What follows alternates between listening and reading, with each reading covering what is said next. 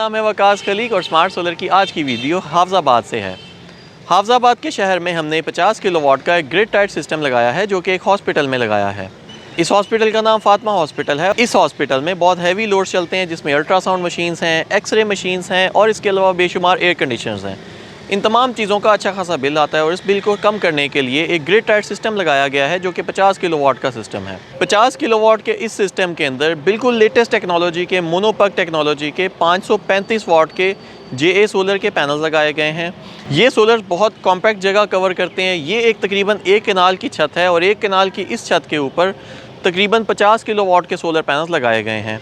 क्योंकि ये कॉम्पैक्ट छत है इस वजह से अपलिफ्ट स्ट्रक्चर लगाया गया है। अपलिफ्ट स्ट्रक्चर लगाने का मकसद ये था कि maximum number of solar panels इस जगह पे आ सकें और यही वजह है कि 535 वाट के JA सोलर के पैनल्स लगाए गए हैं जो कि कम जगह कवर करते हैं और मोनोपक सीरीज़ होने की वजह से गर्मियों में भी ज़्यादा बेहतर परफॉर्म करते हैं, सर्दियों में भी ज़्यादा बेहतर परफॉर्म करते हैं और कम जगह कवर करते हैं और मैक्सिमम आउटपुट देते हैं। अप्रॉक्सीमेटली 95 मॉड्यूल्स एक 50 किलोवाट का सिस्टम बना लेते हैं।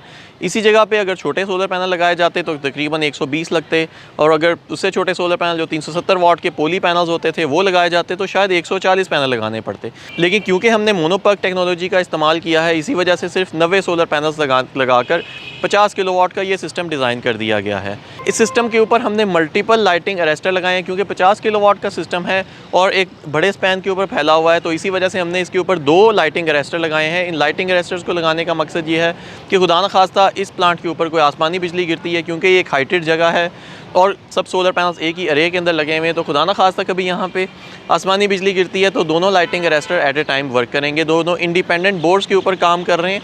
एक लाइटिंग अरेस्टर का बोर्ड अगर किसी वजह से फेल होता भी है तो दूसरा बोर्ड काम करता रहेगा।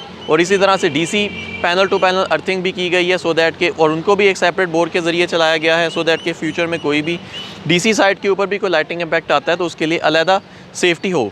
इस सिस्टम के साथ 50 किलोवाट का सोलिस कंपनी का इन्वर्टर लगाया है। ये इन्वर्टर जो आप देख रहे हैं ये 50 किलोवाट का इन्वर्टर है और IP65 इन्वर्टर है। ये तमाम तर सेफ्टी फीचर्स के साथ आता है जिसमें एंटी आइलैंडिंग, रिवर्स पोलैरिटी और बेशुमार अदर प्रोटेक्शंस इसमें अवेलेबल हैं।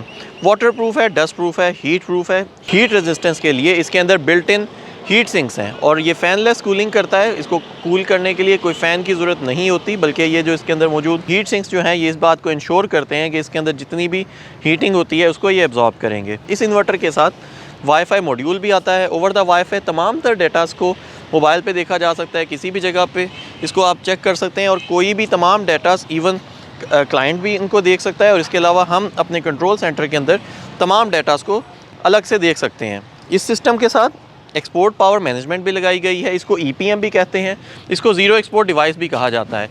इस EPM का मकसद ये है कि जो भी कोई एक्स्ट्रा करंट जनरेट होता है, क्योंकि अभी यहाँ पे नेट मीटरिंग नहीं हुई, तो अगर नेट मीटरिंग में जैसे आपको पता है कि लेस्को या फेस्को तकरीबन 3 से 4 महीने लगा देता है, तो उस दौरान भी इस सिस्टम से जनरेट होने वाली एनर्जी को डे टाइम में यूटिलाइज़ किया जा सकता है। और इस तमाम एनर्जी को यूटिलाइज़ करने के लिए EPM लगाया गया है सो दैट कि एक्स्ट्रा करंट कोई भी जनरेट होता है तो वो मीटर में वापस फीड इन ना हो। इन्वर्टर के ऊपर बेशुमार सेटिंग्स है और इन सेटिंग्स के ज़रिए real time generation, past generation, over the past month की जनरेशन और पास्ट ईयर की जनरेशन, इस तरह के बहुत सारे डेटास आते हैं। लेकिन इन डेटास को डिटेल में देखने के लिए सोलिस कंपनी की जिंगलोंग के नाम से एप्लीकेशन आती है जो कि आईफोन और एंड्रॉयड फ़ोन दोनों के अंदर इंस्टॉल की जा सकती है और उन दोनों के ज़रिए इसके ऊपर तमाम तर डेटास आ सकते हैं। इन्वर्टर के साथ तमाम सेफ्टीज़ लगाई गई हैं। उन सेफ्टीज़ के अंदर DC फ्यूज़ेस, AC SPTs, DC SPTs और AC ब्रेकर्स, इन तमाम चीज़ों का इस्तेमाल किया गया है। DC ब्रेकर्स का इस्तेमाल इसलिए नहीं किया जाता, बहुत सारे लोग DC ब्रेकर्स का इस्तेमाल अभी भी पाकिस्तान में कर रहे हैं, लेकिन DC ब्रेकर्स का इस्तेमाल पूरी दुनिया में इस वक्त बंद हो चुका हुआ है। ऑस्ट्रेलिया, UAE में तो DC ब्रेकर्स बैन हो चुके हैं और DC ब्रेकर्स की जगह DC फ्यूज़ेस का इस्तेमाल किया गया है और प्रोटेक्शन DC SPTs के ज़रिए की है हमने। वायरिंग की बात करें तो हमने यहाँ पे पाकिस्तान केबल इस्तेमाल की है और DC वायरिंग में हमने कॉपर गेट की, fire resistant, heat resistant wire इस्तेमाल की है। अगर सोलर पैनल 20 से 25 साल चलेंगे तो उसके साथ साथ ये वायरिंग भी 20 से 25 साल तक इंश्योर्ड होगी। उसकी रीज़न ये है कि हमने इसको प्रॉपर कंड्यूट्स और प्रॉपर PVC पाइप्स में कवर किया और वायर भी अच्छी क्वालिटी की है। 6 mm की DC फ्लेक्सिबल वायर है। अगर आप अपने घर, हॉस्पिटल या फैक्ट्री में कोई अच्छा सिस्टम लगाना चाहते हैं, अच्छी क्वालिटी का सिस्टम लगाना चाहते हैं तो अभी फ़ोन मिलाएँ 0310401144। इस नंबर के ऊपर आप रब्ता कर सकते हैं। सोलर सिस्टम के बारे में कोई इन्फॉर्मेशन लेना चाहें तो भी आप इस नंबर के ऊपर रब्ता कर सकते हैं। वीडियो पसंद आती है तो उसे लाइक और शेयर ज़रूर करें। Thank you very much.